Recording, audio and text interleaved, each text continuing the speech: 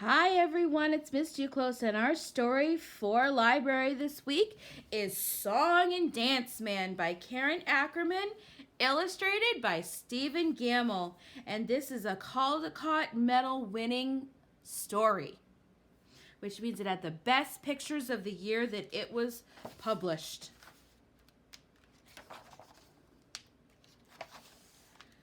Grandpa was a song and dance man who once danced on the vaudeville stage.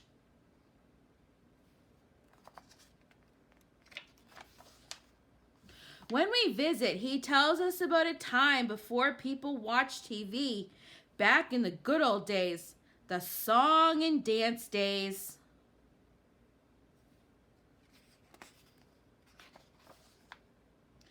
Supper in an hour, Grandma calls from the kitchen. I wonder if my tap shoes still fit, Grandpa says with a smile.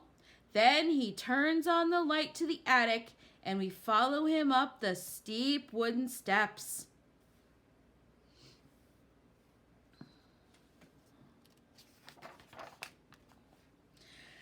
Faded posters of Grandpa when he was young hang on the walls. He moves some cardboard boxes and a rack of Grandma's winter dresses out of the way, and we see a dusty brown leather-trimmed trunk in the corner.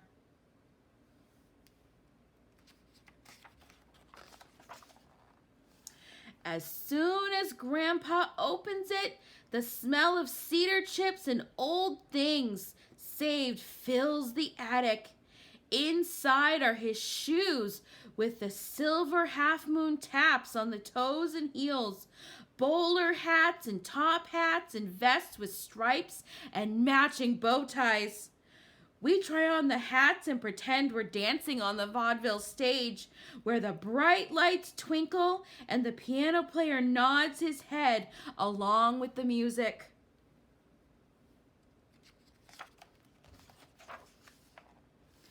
After wiping his shoes with a cloth he calls a chamois, Grandpa puts them on. He tucks small white pads inside the shoes so his corns won't rub, and he turns on the lamps and aims each one down like a spotlight.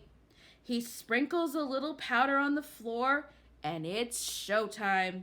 We sit on one of Grandma's woolen blankets, clap our hands, and call out, "Yay, Grandpa!"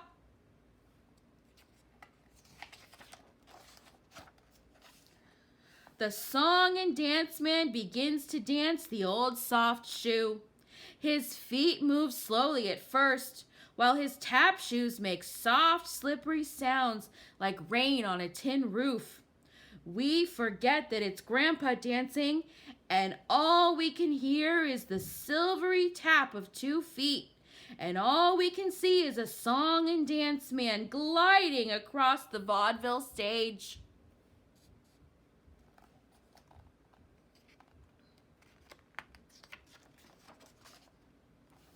He says, "Watch this," and does a new step that sounds like a woodpecker tapping on a tree.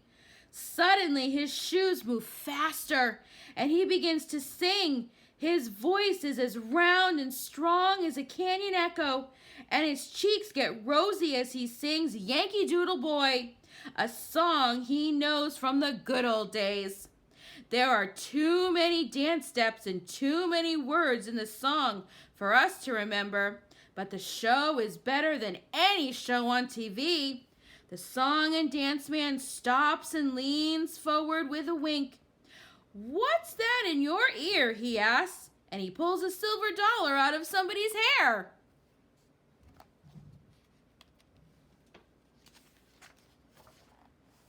He rolls his bowler hat down his arm, catches it in his hand, and flips it back up onto his head. "Now, how to make an elephant float? Know how to make an elephant float?" he asked. "1 scoop of ice cream, 2 squirts of soda, and 3 scoops of elephant." We've heard that joke before, but the song and dance man slaps his knee and laughs until his eyes water.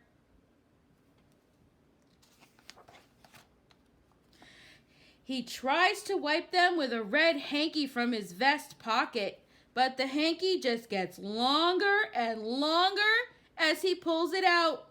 He looks so surprised that we start laughing too, and it feels like the whole attic is shaking. Sometimes we laugh so hard, the hiccups start and Grandpa stops to bring us a glass of water from the bathroom.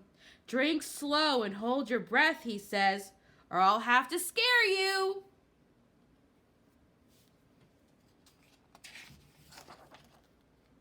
Once our hiccups are gone, he gets a gold-tipped cane and a black silk top hat from the trunk. He lowers his eyes and tips the hat, and he's standing very still. All the lights are turned low except one that shines on his polished tap shoes. It's the grand finale.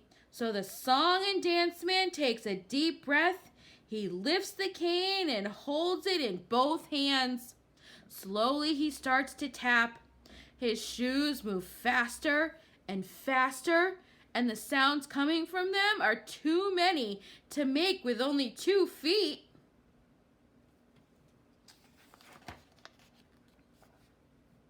He spins and jumps into the air. Touching the stage again, he kneels with his arms spread out, and the silk top hat and the gold-tipped cane lie side by side at his feet. His shoes are still, and the show is over. We stand up together and clap our hands, shouting, "Hooray!" and more. But Grandpa only smiles and shakes his head, all out of breath. He takes off his tap shoes, wraps them gently in the chamois cloth, and puts them back in the leather-trimmed trunk. He carefully folds his vest and lays the top hat and cane on it, and we follow him to the stairway.